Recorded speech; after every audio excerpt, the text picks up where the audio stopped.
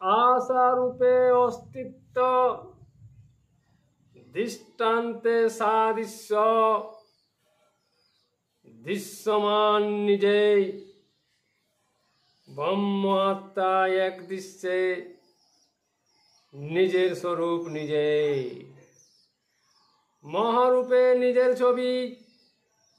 প্রতিবিম্ব নিজেই আকৃষ্ট নিজের প্রতি নিজেই প্রেমিক রূপে প্রেম করে অপরিদৃষ্টি ফেলে যোগী তারে বলে যেদিকে তাকায় মহাদৃষ্টি মোহিত করে তুলে তাই তো প্রেমের নাম পরম প্রাপ্তি দুই জনের ওই স্মৃতি এটাই হলো প্রীতি।